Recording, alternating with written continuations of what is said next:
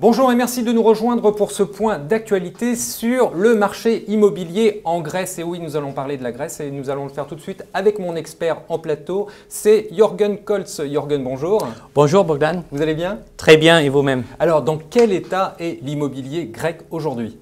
Aujourd'hui, si on parle d'Athènes et la ville de Salonique, on peut constater une baisse de prix immobilier d'un ordre de 38 à 40%. Si nous parlons des régions plus touristiques, là aussi, il y avait une baisse qui se chiffre entre 25 et 30% pour la période des dernières 6 ans. On va prendre 2015, on est en 2016, mais sur 2015 pour avoir de la visibilité. Ça, c'est intéressant. On peut dire cette baisse dont j'ai parlé. Est-ce que vous la ressentez encore? Est-ce que le marché grec... Très peu, très voilà. peu. On a on toujours une baisse, mais on a vu, par exemple, l'année passée, qu'il y avait un énorme ralentissement de baisse. Et cette année-ci, on n'avait que 2,1% pour, par exemple, une île comme Mykonos. Très bien. Alors, le gros problème pour les Français, c'est bien sûr le cadastre. Est-ce qu'il y a un cadastre en Grèce? Réponse.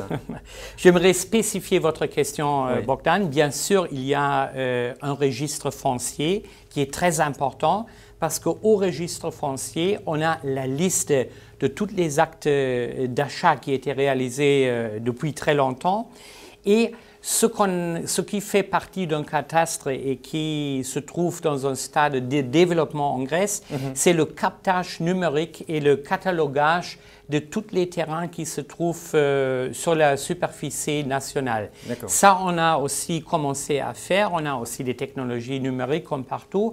Mais j'aimerais souligner, Bogdan, que pour un acheteur potentiel, il n'y a aucun problème parce qu'il fait appel à un avocat et c'est l'avocat qui va retracer les titres de propriété depuis l'archive existe. Et deuxièmement, un géomètre, avant de passer à l'acte d'achat, lui, il mesure à nouveau le terrain, il établit ce qu'on appelle un plan de topographie mis à jour. Donc, l'acheteur, il sait exactement ce qu'il achète et quelles sont exactement les dimensions de ce terrain. Alors, justement, vous avez mis le doigt dessus, vous avez parlé d'avocat. En France, par exemple, c'est le notaire qui va gérer cette situation, la vente. Oui. En Grèce, c'est l'avocat. L'avocat est plus important que le notaire. Pourquoi ? Le notaire joue plutôt le rôle de rédacteur de l'acte d'achat et toutes les vérifications des titres de la possession, les dimensions, etc. sont gérées par un avocat. Et je peux vous dire qu'en Grèce, on trouve aussi des avocats qui maîtrisent le français. Donc, on n'a pas de problème de communication. Alors, une question aussi qui est très importante, c'est le métrage. Par exemple, en France, une maison qui fait 100 mètres carrés au sol, pour moi, j'achète une maison de 100 mètres carrés au sol.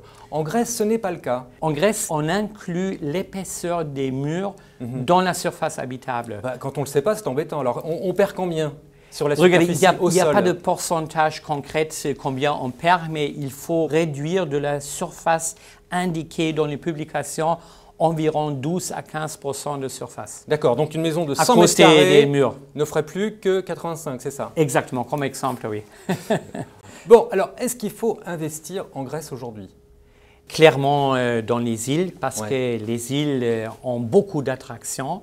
Et les îles aussi offrent un rendement de location et une qualité de vie qui, à mon avis, est exceptionnelle. Les îles, ça veut dire quoi? C'est Mykonos, Naxos, Paros, de notre expérience, les îles Cycladiques sont vraiment l'endroit à investir. Grâce à son architecture très très spéciale, on respecte la tradition de construction. On y trouve une gastronomie très très savoureuse et je vais vous indiquer une statistique.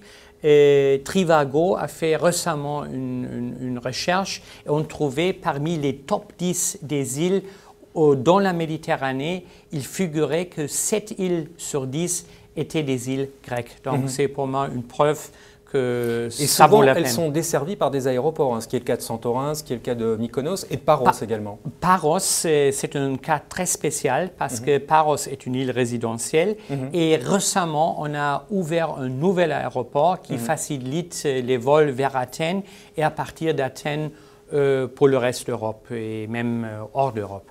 Donc Paros est vraiment, en ce qui concerne l'infrastructure, une île qui vaut la peine pour investir. Quels sont les conseils que vous pourriez donner, vous, à des gens qui souhaiteraient investir en Grèce?